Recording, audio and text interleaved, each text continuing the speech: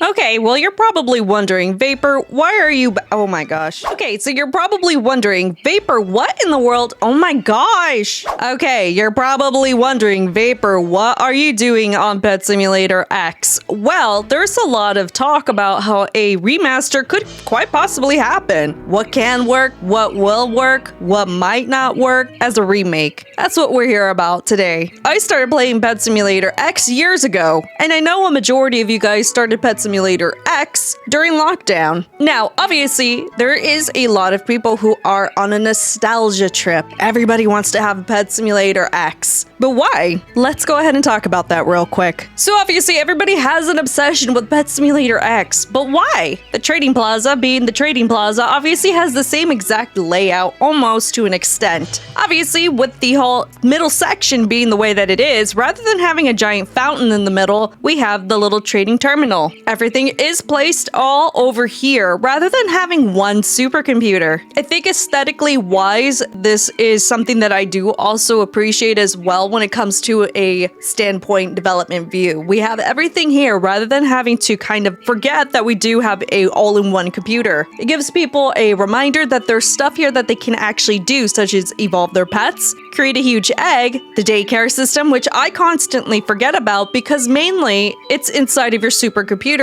or inside of your personal supercomputer. Enchanting your pets, rather than enchanting your pets, we have physical enchants now. So theoretically, this would kind of be useless. Though in a remake, having it inside of a plaza might be a really good idea as well. And should we ever have a moment where, let's say you do have pets that have enchants on them, right? What if they coexisted with other enchants? We'll take this for example. Let's say that you have a pet that gives you extra coins or diamonds, royalty, stuff like that. But on top of it, you have other assistant books which are separated from those kind of enchants, meaning no loot enchants, diamond enchants, criticals enchants, stuff like that. But you do have fireworks, orb enchants, things that can help you out when it comes to breaking stuff around you. Pet Simulator X is very on hand when it comes to breakables, meaning that auto tap is not a thing on here. You have to actually go up to a breakable and physically click on it in order for things to break. And I mean, in theory, that's kind of what I personally struggled with, because you had to actually be there to click the things. And yeah, sure, you could use an auto clicker, but you know, over time, you just want to be able to like automatically break things like you do on Pet Simulator 99. Though again, this might be debatable depending on who you are. Obviously, there's people that do prefer the Pet Simulator X version versus the Pet Simulator 99 version. But what if there was a mixture of both?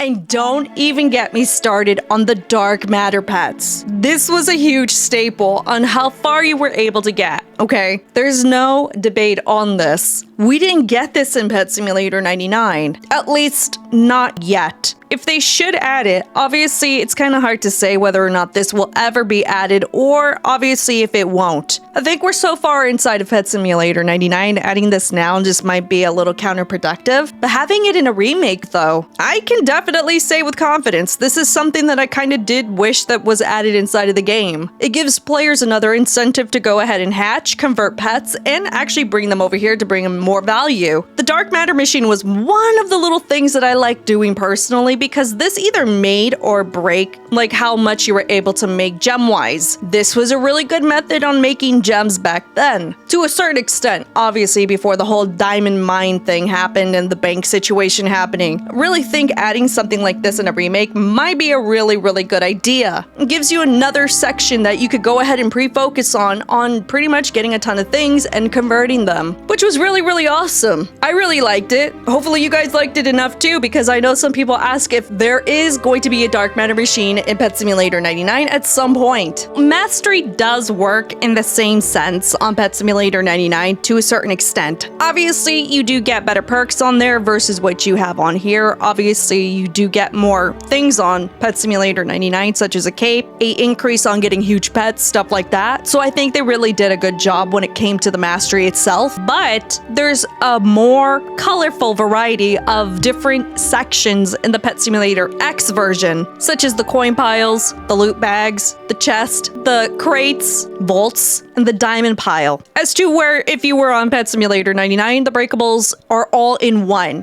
Now, obviously, this might be a little bit, nitpicky, but obviously there's two different variations of this, though I do appreciate the Pet Simulator 99 version just because of the fact that you do not have to worry about sectioning out individual pieces for Pet Simulator X. This takes a very long time, and especially if you're trying to max out entire masteries on here, it's going to take you a very long time. Though there are some people that probably do enjoy doing something like this, it was not something that I personally enjoyed because it took literally forever. Same thing goes with the fruits. The fruits were not technically something that you can consume inside of Pet Simulator X. These were little breakables that you were able to find spread out throughout maps. I mean, clearly that's why I'm only level 9, because I just didn't feel like clicking on things like every 5 seconds. To be honest, I think the only major gripe that I ever really had with this game was your pet's not automatically aggroing on breakables. Pretty much what you're seeing right now is your pet is not going to automatically go and break stuff as you are used to on Pet Simulator 99. This whole section is not technically dedicated as a square for a breakable zone, so we don't have anything like that here. So you actually have to physically click on it for your pet to actually go and break it. Though there are some players out there that do like doing this, I'm just not one of the ones that really do care for this, and I wish there was something for us to go ahead and have an automatic aggro system for them. I mean, sure, you could have an auto clicker go and automatically start clicking on things, but over time, it's just like you want the game to do it for you versus like actually something else. There's like so much that we could do on a Pet Simulator Remaster or a remake, whatever you guys want to call it, that can actually do a huge benefit for everybody here with a mixture of Pet Simulator X and also some small little additional added features on Pet Simulator 99 to make this so much more better. I do like the upgrade system that they have here just as a machine, and I'll explain why. When you're playing a game, normally you're just wanting to zoom, zip by, and you're not even paying attention to like the little upgrade thing that they have here. Yes, I'll pay attention to them, but sometimes I found myself actually finding some random ones that I didn't even realize that I missed. Having that machine is actually so helpful, especially when you're not paying attention to anything around you. And with something like upgrades, this is a huge deal. And this is also in the trading plaza, just so if you want to go ahead and try to complete this out, you don't have to worry about anything. You could just go to the trading plaza and you can actually upgrade it there while you're doing stuff there specifically trade-wise.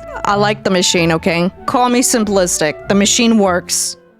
Another thing that they did really good on are the mystery little things that they added in here. Something that you wouldn't even realize until like later on, or from a content creator who just ran into this, are these little rooms that you can find that have these super crazy chests, but also something else where you can go ahead and hatch really rare things. Granted, I remember hatching this literally for a week straight, not leaving the game, and I still wasn't able to get this. This is one of the pets that I still haven't obtained because of the chances. I love how rare some huges are inside of this game. The rarity system, I could say, is definitely extremely hard, but it's completely worthwhile when you do actually hatch one. I'm gonna be honest, I think I've actually hatched maybe 2 huges organically from eggs, and I believe the last one that I ended up hatching was a error cat, I believe, during an event, and I think some pineapple pet during an event. Everything else that I've ever hatched actually came through the exclusive shop. That kind of rarity I do enjoy. It has a quality control system that I really like. Now, opposed onto Pet Simulator 99, you could get huges very easily, but on this game, huges were very scarce and Titanics were even rarer. So when it comes to the rarity system, I completely understand why people actually do enjoy the hatch rate on here versus Pet Simulator 99. I can see both sides. Obviously, Pet Simulator 99 is very abundant with their huges. It is very fruitful. There's nothing wrong with that. But hear me out. Do you get the same excitement that you did back then when you hatch a huge on Pet Simulator 99? When you hatch a huge on Pet Simulator 99, depending on which one it is, you're usually like, oh, okay, time to go sell it. versus on Pet Simulator X, when you do hatch it, you actually want to keep it. That's how rare it was. And that's what ended up happening. I actually held on to a lot of huges because of that. Well, I mean, technically, because everything else is, I gave everything away that I had on this game, except for this huge Atlantean orca. This was one that I ended up hatching on my own here with one exclusive egg at the time when it was first released. And I don't think I plan on ever giving it away. Another thing also that they did do, which is not on Pet Simulator 99, which is actually pretty surprising. Again, this kind of works the same way as the dark matter machine. I'm not sure if it's going to be implemented because it's already so late in the game, pretty much, is hardcore. Hardcore, I still have not completed it out. I have made it to certain extents and holy cow, guys, this place is really intense. The furthest I have gone is Doodle Oasis. Okay, this is how far I've actually gotten. The fact that it is so difficult is actually amazing. Oh wait, I've made it to Doodle Cave. How far have I made it already? To Kawaii. Never mind, I made it all the way to Kawaii World. And in order to actually get further, you need better pets. In order to get better pets, you need to get coins. And obviously, you guys already know, if you've played hardcore, you already know how hard it is to get coins when you're struggling to break things on top of everything. So yes, this is something that they did add that we don't have on Pet Simulator 99, but just imagine Pet Simulator Remaster having something like this as well. That would be amazing. Though the concept that I'll go back to is if we had pets that aggroed on everything, this would make the process a little bit more easier. Obviously, if you aggro on things that are automatically, going to be broken, you're not going to feel like it's going to take years and years and years to pretty much get coins. And that's the main reason why I feel like it's important. You don't want your player base to feel like they're giving up and they just end up getting frustrated and leaving. Though, again, like I said, it's kind of having that balance between having something rewarding but difficult at the same time. It's kind of a bit of a difficult balance to do, isn't it?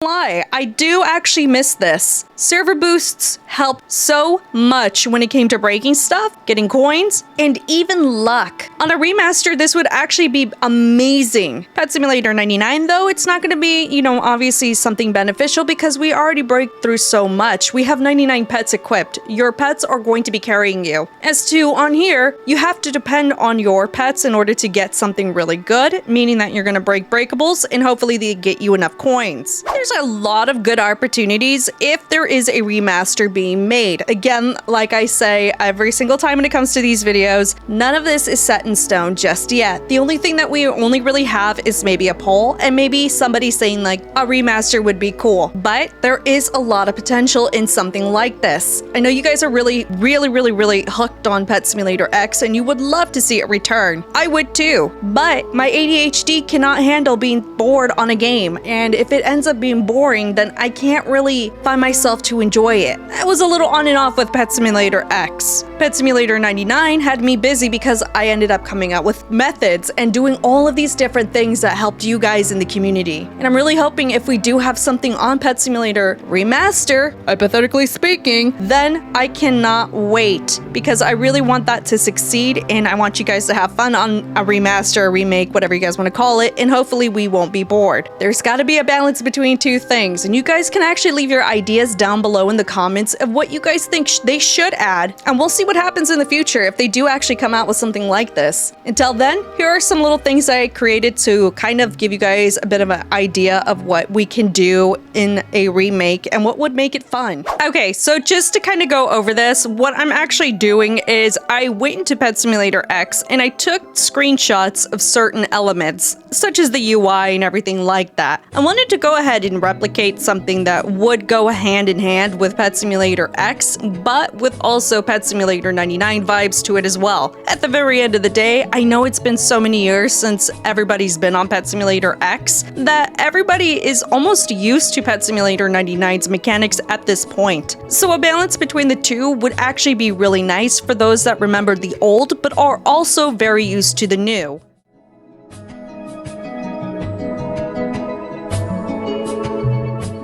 And I know this one's up in the air because obviously when I think of Pet Simulator, I also like to think of all of the beautiful stuff that's all around us, right? But what if in Kawaii World, we had a Gasapon area where pretty much you're able to have all these vending machines that you would find to be useful, rather than maybe perhaps having them all spread out throughout the map. Now, I do know that Mastery allows you to go ahead and pre-purchase these as well, so I know that's also an option too. But what if there was a little bit more interaction between the player and the maps? As much as I love the maps and how the designs look, oh my gosh, I could appreciate it so much more if we had like something where we were able to go into and explore such as that. And having these small little builds be in one dedicated section, kind of like how you have the supercomputer just be in one little area without it being in your pocket per se, because obviously that is a hotkey. This would be nice too. And it doesn't necessarily need to be just these particular vending machines. You have like enchants, stuff like that, just an all-in-one shop. You have an entire player base just going there just because this is here. Those were just some things that I wanted to go ahead and just quickly make. Right now, obviously, because the developers are on a hiatus pretty much from development on big games, we're really not going to see too much traction on Pet Simulator 99. So obviously, the only thing we could really do right now is just sit and wait. As I mentioned before in my previous video talking about quote-unquote how big games was sold, which they were not, according to Joey, the dev burnout prediction that I mentioned is actually real. So when you do come out with a game and you're consistently updating it every single weekend, that takes a lot of mental fortitude in order to actually, maintain. It's a real thing. That's the main reason why I chose to quit development overall, because of the high demand that everybody needed from it. So at the very end of the day, all I could sit here and do is appreciate what they actually came out with. It's very hard to maintain that for a very long time. And over the 2 years that I did Roblox development, this is a very high demanding thing. So as always, guys, I will see you all in the next video. By the way, nobody ever reminded me either again about this box. I literally forget, dude. I need you guys to remind me, whether it's on my Discord or in the comment. I keep forgetting about these pets. I still have them. I'm supposed to give them away. I keep forgetting. Nobody reminded me. I'm forgetting. Okay, bye.